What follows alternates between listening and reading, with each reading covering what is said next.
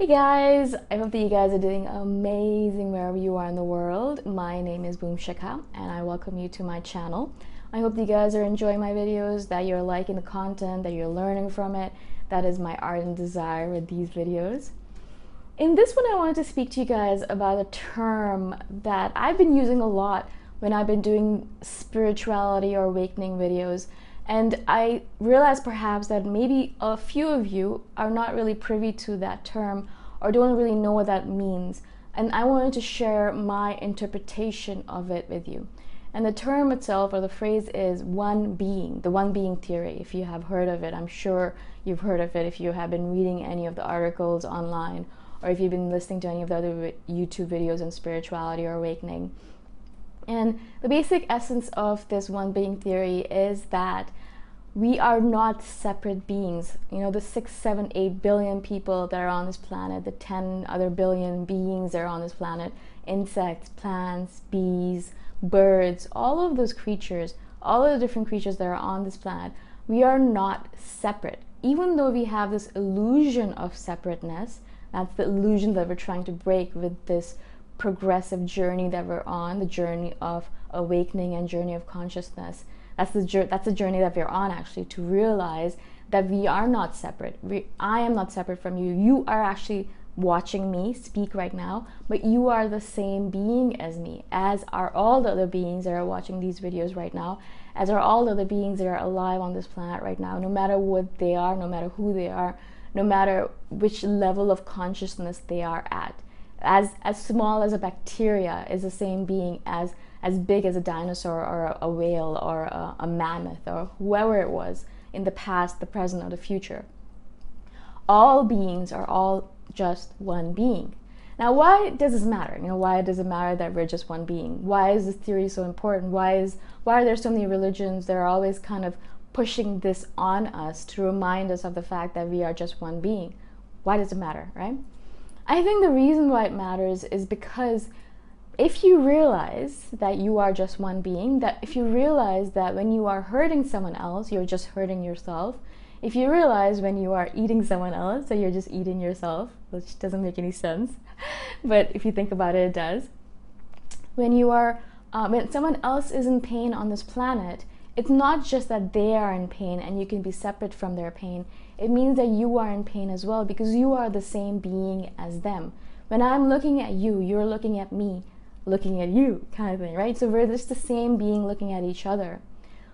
The reason why it matters is because I think if we realize that we are all the same being, we'll realize a lot of things about this world that are kind of screwed up right now. One of the things that I take a lot from it is the fact that if someone else on the planet is hurting, then that means that I'm hurting as well. So if the environment is dying, if the rivers are dying, if some animal out there is becoming endangered, if someone out there is in a sex slave position, or some child is in a laborious position where they're being hurt, or there's someone on the planet that isn't hurt in any way, shape, or form, there is no way that I can be happy if someone else in that position in the world is unhappy. All of our happiness is kind of conjoined together because we are just one being learning from each other, learning and growing from each other. That in itself was a really big point for me, because I would actually think to myself, if I hurt someone else, it's fine because it doesn't matter to me anyways. And I used to be like that when I was younger. As I slowly realized, you know, if you hurt someone else, it's actually going to hurt you more than it hurts them, because of course you're going to carry that with you as karmic debt for the rest of your life, but also for the rest of all of your lives. But also, just because they're separate from you as, you know, a separate entity or a separate physical being doesn't mean that their hurt is not going to imprint itself on you and your being and your body. The one being theory is important because it makes us realize that we are here for a reason. Now, maybe this is just a random theory that human beings have come up with because they want to give meaning to this abstract life that we've been given. You know, we're just living this life here, and we think that we are meaningful, and we think we're important, and we think there's a purpose to it all, but perhaps it's not. There is no purpose, right? Perhaps we're just here because some alien out there is playing some game and we are the pawns in that game. perhaps we are just, we're just we're just chess pieces. Who knows what the reality of this is? But what we need to do as human beings in order to give meaning to our life, in order to realize that this is not all meaningless, is to have all these theories and to learn with it and to grow with it and to use it in our lives. It might be true, it might not be true, who knows? We don't actually need to know that. We just need to play with the theories that we have right now and to live the best possible life ever, like the best version of ourselves as much as possible. The one being, this one being that we're part of, that all of us are part of, he or she or it is here to learn and to grow. The main purpose of this being that is out there, and I think this being is really interesting and fascinating to me because, I'm part of it, of course, but there's a billion us, multiple billions of creatures that are part of it, right? And so all of these different creatures are going through their own lives. The birds are flying in the sky and they're learning from their experience. I am living my life here in Thailand and I'm learning from my experience. My parents are back in Toronto, they're learning from their experience and they're growing. And you guys are there all over the world listening to my videos, learning from that experience, growing, doing whatever you're doing with your life. All of us are collecting data, we're collecting information, we're collecting knowledge. All of this knowledge is necessary for this one being to grow and to learn and to expand itself, to expand its knowledge, expand its growth, expand whatever it's trying to do. What's the end of it all? What's the end goal of it all? I actually don't even think that there needs to be an end goal. And I think that's one of the things we as human beings restrict ourselves with, because we think that everything has to have an end. Everything has to have some purpose or goal or meaning to it. I think that's the reason why we kind of have all these random theories, and that's the reason why we have religion and spirituality, is because we need to give meaning to everything. But I think in the one being theory, I don't know what everyone else's interpretation of it is. This is just my interpretation. So just if I'm wrong in any way, it's not that I'm wrong. This is just what I feel like I'm using in my life in order to make myself grow and to learn about the world that we live in, right? In my opinion, there is no end goal to this, except raising consciousness. We're just raising our consciousness little by little, learning about the world, growing, and becoming more and more of who we're supposed to be. The one being that we're a part of, he or she or it has a lot of knowledge in its database already, right? It knows a lot. It has so much knowledge that has been garnered by hundreds and billions of beings all throughout history. And not just human beings, obviously. I'm sure if there are aliens out there, they're part of this one being as well, right?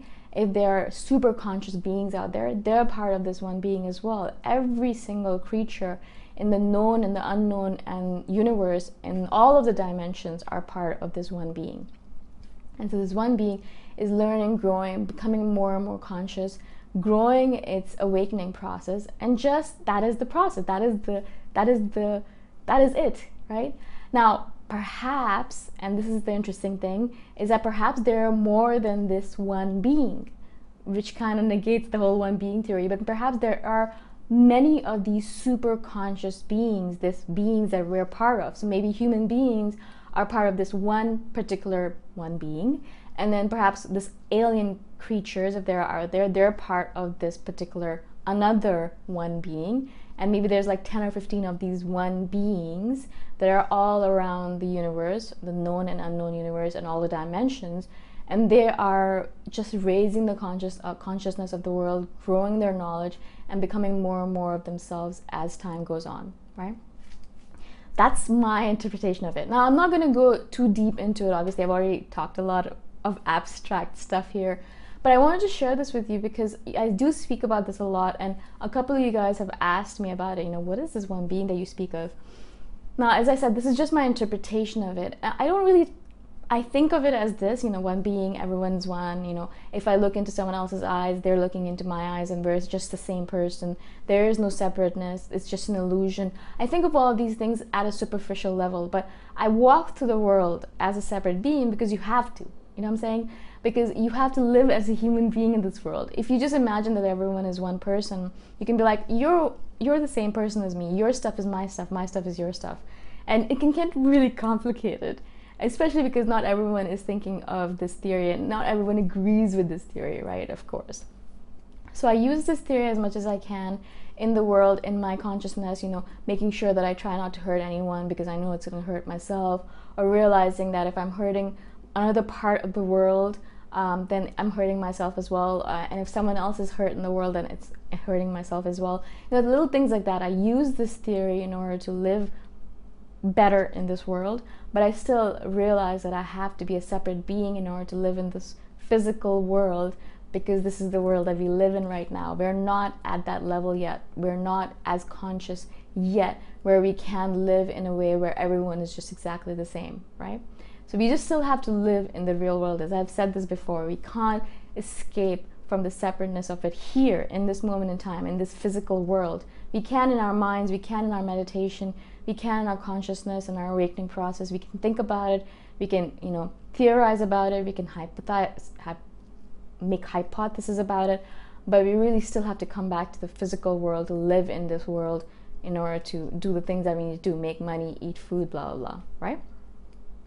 Again, I hope this makes sense to you guys. If you guys have any questions about this or about anything else, obviously, please message me anytime.